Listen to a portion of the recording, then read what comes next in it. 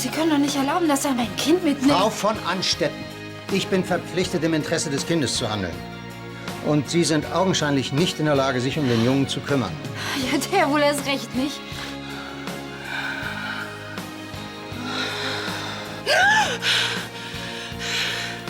Hey, was ist los? Oh, du hast schlecht geträumt, hm? Oh Gott.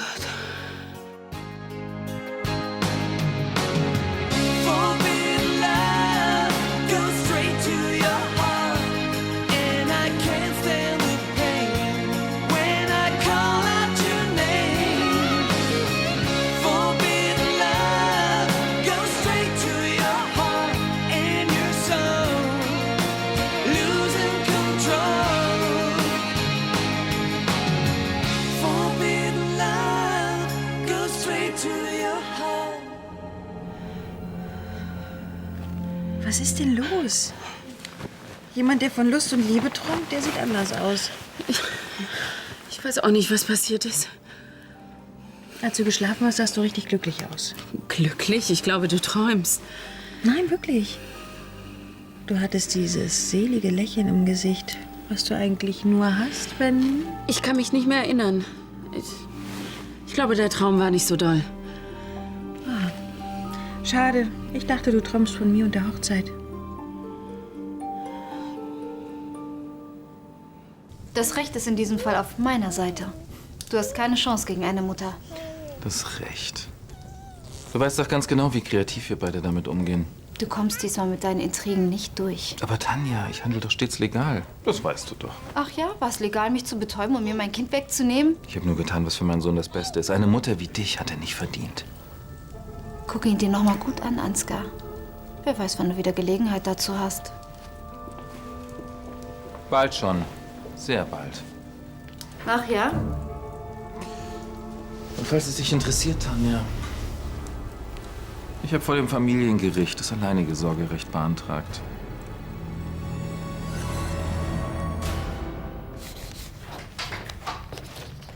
Na? Wohnungsanzeigen? Hör dir das mal an. 2 Zimmer, Küche, Bad, Balkon, 380 warm. Ich frag mich nur, wo der Haken bei der Sache ist. Willst du immer noch ausziehen? Da ist doch irgendwo ein Haken. Erde an Max. Hören Sie mir zu? Max an Erde. Wieso sollte ich meine Meinung geändert haben? Aber wieso gleich eine eigene Wohnung? Weil in der Pension alles dicht ist und hier sind ganz gute Sachen dabei. Aber du könntest doch einfach mit uns hier wohnen bleiben. Natalie will, dass ich ausziehe. Schon vergessen? Nein, aber sie kann ich nicht einfach rauswerfen. Ich habe da auch noch ein Wörtchen mitzureden. Schon vergessen? Davon habe ich aber in den letzten Tagen nichts gemerkt. Es war nie der richtige Moment.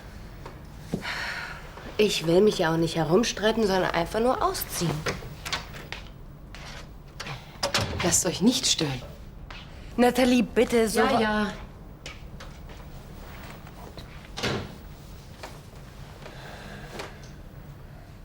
Verlass dich drauf, Tanja. Deine Tage als Mutter sind gezählt. Du wirst den Kleinen nicht bekommen. Ich werde dem Gericht beweisen, was für eine miese Mutter du bist. Ich mach dir das Leben zur Hölle. Ach ja, mit K.O.-Tropfen und leeren Schnapsflaschen? Das Jugendamt habe ich jedenfalls schon so gut wie auf meiner Seite. Ach ja, und wieso hab ich den Kleinen wieder? Weil sie glauben, ich sei eine Trinkerin? Abwarten. Streitmann glaubt in der Tat, dass du ein kleines Alkoholproblem hast. Mit dem Typen werde ich fertig.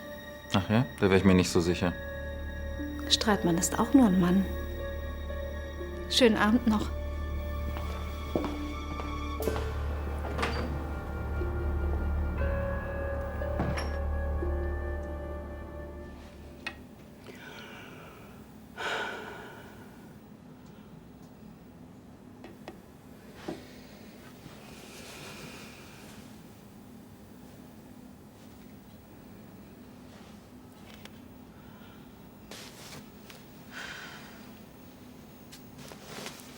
Ist es wegen der Hochzeit? Was? Geht dir das alles zu schnell? Willst du noch warten? Nee, das ist es nicht. Was dann? Mein Vater. Ah, das kann ich verstehen. Es ist wirklich nicht schön, wenn der eigene Vater einem das Glück nicht gönnt. Verlange ich zu viel von ihm? Ja, vielleicht. Aber ich liebe dich. Vielleicht ist dein Vater ein Mann, der einfach nicht verstehen will, was uns verbindet. Das verlange ich doch auch gar nicht. Ich möchte doch nur, dass er akzeptiert, dass ich für immer mit dir zusammen sein will. Wirklich? Ja, klar. Du bist doch die tollste und beste und schönste Frau der Welt. Die zweitbeste. Ach, und wer ist die beste? Na, du.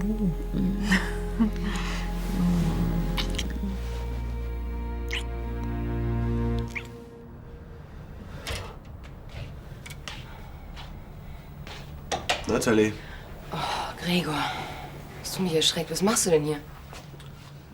nachdenken. Na dann, viel Spaß noch. Setz dich mal einen Moment zu mir. Bitte. Hm?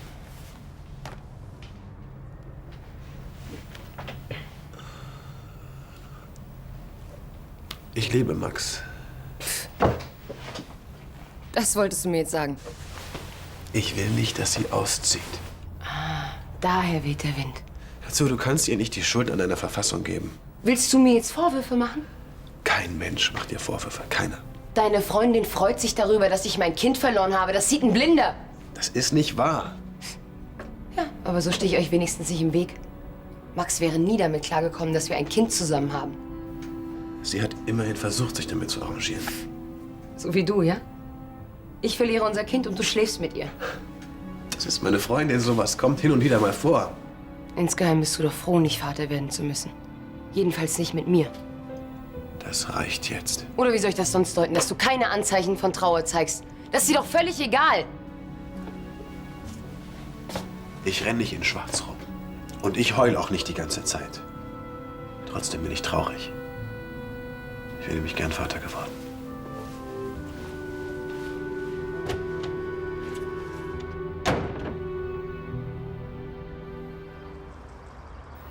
Tja, und dann blieb Susanne natürlich nichts anderes übrig, als Ja zu sagen.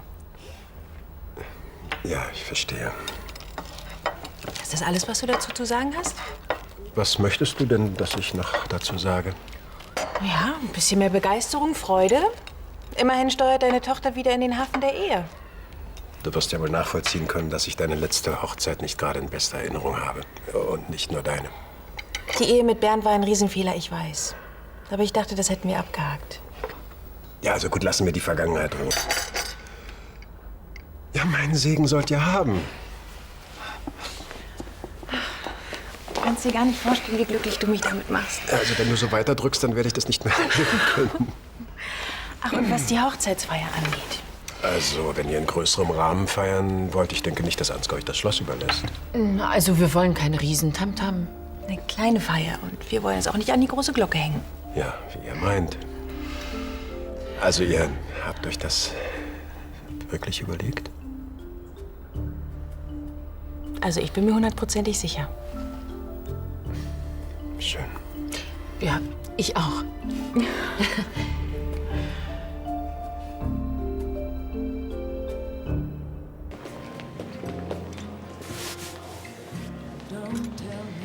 Natalie hat's nicht so gemeint. Nicht so gemeint, ja? Das rede ich mir auch die ganze Zeit ein. Und es tut dir bestimmt auch leid, wenn sie so etwas sagt. Sie kann nicht behaupten, dass mir das alles egal ist. Ich wäre gern Vater geworden. Ich weiß. Als du damals erfahren hast, dass du nie wieder als Pilot arbeiten kannst, da hast du auch jeden angegangen, der dir helfen wollte. Vergiss nicht, Natalie kann nie wieder Kinder kriegen. Was das für eine Frau bedeutet, das muss ich dir nicht erklären. Schon klar. Aber wie kann ich ihr sonst noch zeigen, dass sie nicht die Einzige ist, die um das Kind trauert? Wie?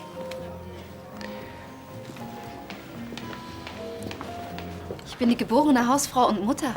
Na, das letzte Mal sah es ja aus wie bei Hempels unterm Sofa. Wissen Sie, das Klosterleben hat mir Kraft gegeben. Ich habe die Nähe zu Gott gefunden. Das tut jetzt hier weiter nichts zur Sache. Ja, natürlich nicht. Was möchten Sie denn noch wissen? Bei meinem letzten Besuch hier waren Sie in einem etwas unpässlichen Zustand. Das stimmt so nicht, Herr Streitmann. Ach, Sie waren sternhagelvoll. Darf ich Sie vielleicht noch mal an meine tadellosen Leberwerte erinnern? Ja, deshalb haben wir Ihnen ja auch erlaubt, Ihren Sohn wieder zu sich zu nehmen. Also vorläufig. Ich bin keine Alkoholikerin. Ich finde Sie hier vor, inmitten leerer Bier, Wein und Schnapsflaschen, das schreiende Kind auf dem Tisch. Ja, was soll ich denn da denken? Ich war das Opfer einer Intrige. Ich bin wirklich keine Alkoholikerin. Für Ihr Kind ist so ein Leben Gift. Also wir vom Jugendamt sehen uns das nicht lange an. Ob Sie es glauben oder nicht, ich liebe mein Kind und ich tue alles dafür, dass es ihm gut geht.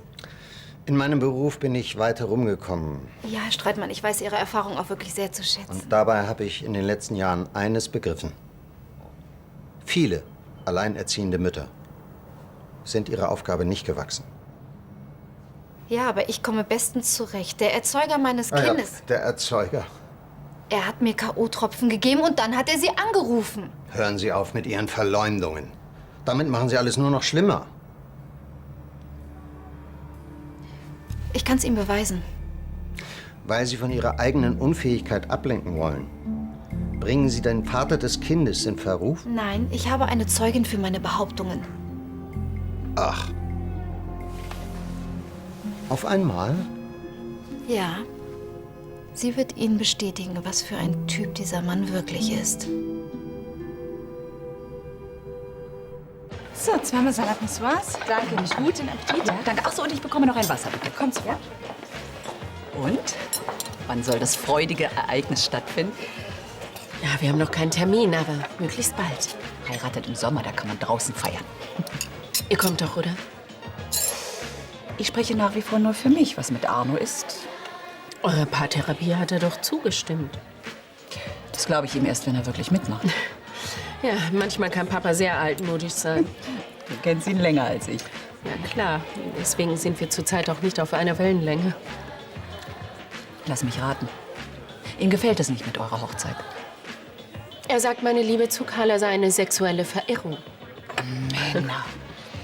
Mein Gott, die sind so simpel gestrickt. Vor allen Dingen, wenn Dinge nicht in ihr Weltbild passen. Er rückt auch nicht von seiner Meinung ab. Ach, was schert es dich? Lass ihn doch in dem glauben. Naja, er ist mein Vater. Aber wenn du dir sicher bist, dann kann Arno doch denken, was er will. So, Ihr Wasser, bitte schön. Dankeschön. Oder bist du dir nicht sicher? Und Arno hat am Ende recht. Letzte Nacht hatte ich Sex mit einem Mann. Na, im Traum. Ich habe geträumt, ich habe mit einem Mann geschlafen. Das war wunderschön. Hallo zusammen.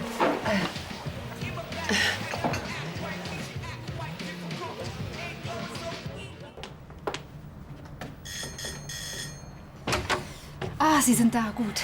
Hallo. Habe ich Sie geweckt? Soll ich später noch mal wiederkommen? Was gibt's denn? Könnten Sie kurz mit rüberkommen? Warum? Da ist so ein Typ vom Jugendamt. Sie müssten ihm nur kurz sagen, dass ich eine gute Mutter bin. Das ist wieder eins von Ihren komischen Spielchen. Ansgar hat mir den Typen auf den Hals gehetzt. Er will mir mein Kind wegnehmen. Bitte, Sie würden mir einen Riesengefallen tun. Tut mir leid, ich kann Ihnen nicht helfen. Ich weiß nicht, an wen ich mich sonst wenden soll. Ich habe andere Sorgen. Ja, ich weiß, was Sie durchmachen. Ja, wenn Sie das wirklich wissen, dann lassen Sie mich bitte in Ruhe.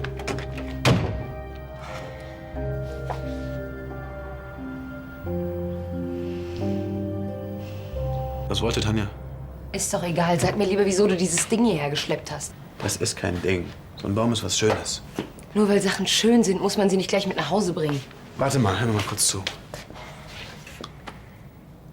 Wenn jemand stirbt, dann haben die Angehörigen normalerweise die Möglichkeit, sich auf dem Friedhof von ihm zu verabschieden.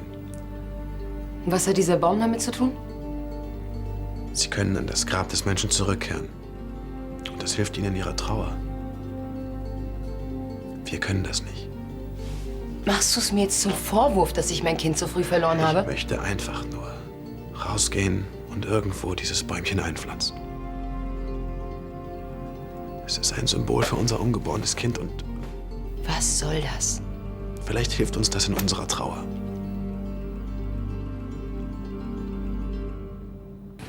Schön, danke. Danke, Nicole, ganz bitte. Danke. Und, sind Sie schon aufgeregt? Ja. Vor allem aber, weil meine zukünftige anscheinend Geheimnisse vor mir hat. Stimmt doch gar nicht. Ah, dann sag mir doch mal bitte, warum du die ganze Zeit was von mir verheimlichst. Das kann ich nicht. Es ist eine Hochzeitsüberraschung. Nicht wahr? Ja, ich will euch dann mal nicht weiter stören. Die Arbeit ruft. Und wenn euer Termin feststeht... Dann sage ich dir Bescheid. Ja, bitte, mach das. Tschüss. Tschüss. Eine Hochzeitsüberraschung also, ja? Wenn du weiter so bohrst, dann gibt's bald keine Überraschung mehr. Naja, ich finde es ganz schön überraschend, dass du plötzlich eine Überraschung für mich hast. Ich kann es kaum noch erwarten. Lass uns gleich heiraten. Jetzt? Ja. Dann sind wir endlich Frau und Frau. Ja, es wäre schon ganz schön verrückt, wenn das so schnell ginge. Ich habe mich beim Standesamt erkundigt. Wenn wir wollen, können wir nächste Woche schon heiraten. Sag mal, du kannst es gar nicht mehr abwarten, oder? Wie wär's, wenn wir hier im Neulimits feiern? Klein, aber fein? Lass mich mal überlegen. Dann lass uns hoch zu Gregor und fragen, was es kostet, wenn wir den Laden mieten. Ich habe für den Baum auch schon eine schöne Stelle gefunden. Die wird dir sicher gefallen. Ganz bestimmt. Du kennst sie. Na toll. Wir waren schon mal da, in der Nähe vom Lerchensee. Du weißt schon. Was meinst du, wir machen einen kleinen Ausflug, pflanzen den Baum ein und dann verabschieden wir uns von unserem Kind. Wir machen einen kleinen Ausflug, pflanzen den Baum da ein und verabschieden uns von unserem Kind. Ja. Habe ich dich richtig verstanden? Als Ersatz für eine richtige Beerdigung buddelst du dieses Ding da ein? Nein, wir pflanzen den Baum ein und dann können wir sehen, wie er wächst. Das wird mal ein richtiger Baum. Typisch, Gregor, du machst dir mal wieder so leicht. Das stimmt nicht. Du glaubst, man muss nur so einen blöden Baum in die Erde stecken, ein paar Tränen vergießen und alles ist wieder gut? So habe ich das nicht gemeint. Du hast wirklich keine Ahnung, wie ich mich fühle.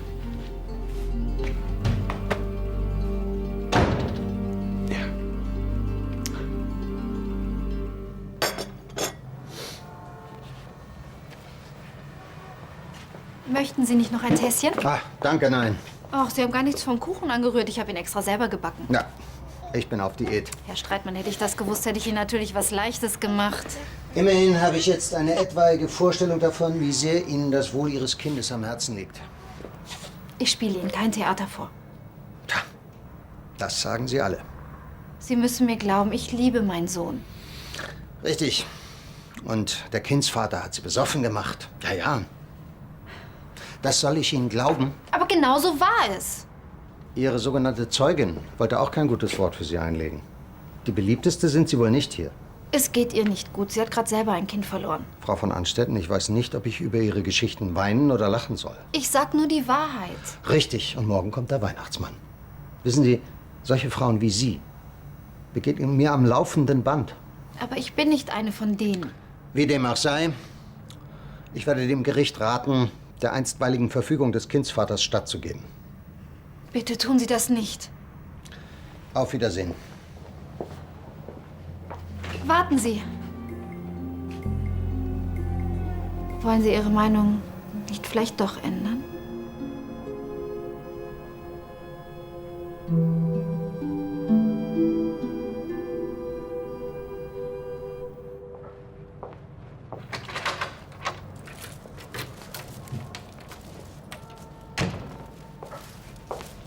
Der ist aber schön.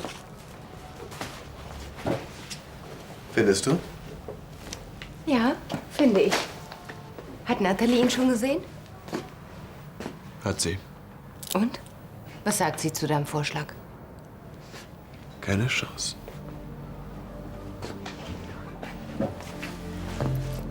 Ich mache das alles doch nicht nur für sie.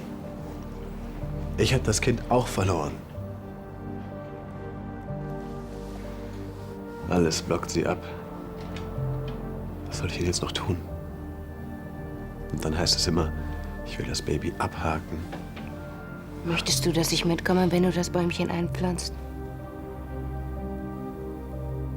Würdest du?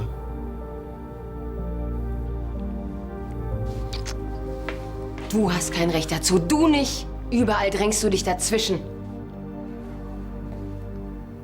Nicole, hast du immer Zettel und Stift für mich, bitte? Ja, sicher. Danke. Bitte schön. Sag mal, was ist los mit dir? Was wir aufschreiben, können wir nicht vergessen. Warum denn eigentlich diese ganze Hektik hier? Wir wollen doch heiraten und nicht flüchten. Wir müssen den Termin festlegen. Wir brauchen Trauzeugen. Die Gästeliste ist wichtig. Was wollen wir eigentlich essen bei der Feier? Asiatisch oder normal? Ach, mein Vater hasst burmesische Küche. Habe ich ja noch gar nicht gesagt, dass er kommt. Geht's dir nicht gut? Was ist dir lieber? Ein DJ oder eine Band oder beides? Beides, ne? Susanne, Wenn dir eine von meinen Ideen nicht gefällt, dann sag was. Dann überlegen wir uns was anderes. das Problem sind nicht die Ideen. Hast du Muffensausen?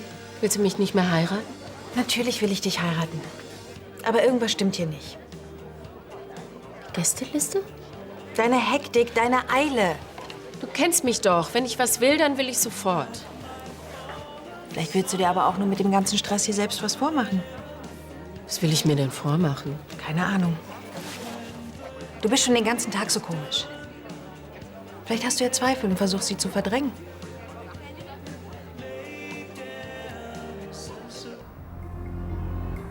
Wo ein Wille ist, ist doch auch ein Weg.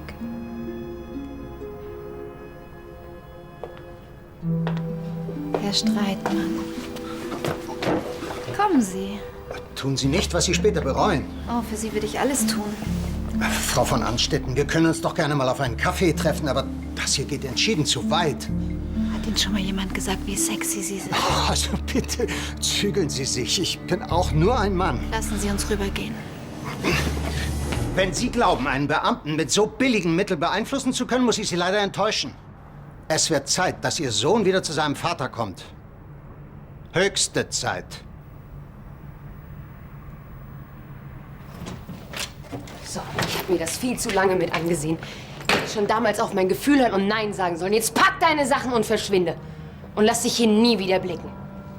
Nathalie, ich ziehe aus. Ich habe nur noch keine Wohnung. Ja klar, wenn man nichts sucht, dann findet man auch nichts. Sie sucht die ganze Zeit schon und das weißt du auch. Sie hat sich hier eingeschlichen.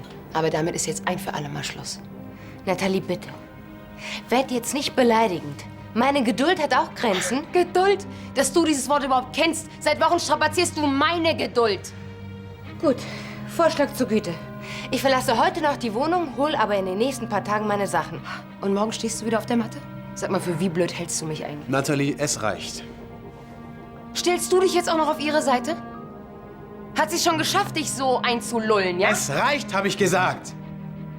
Wenn du dich mal hören könntest. Hack du auch noch auf mir rum. Keine Angst, den Gefallen tue ich dir nicht. Tja, Max, das hat keinen Sinn. Du musst ausziehen. Und ich werde mitkommen. Anscheinend sind wir hier beide nicht mehr erwünscht.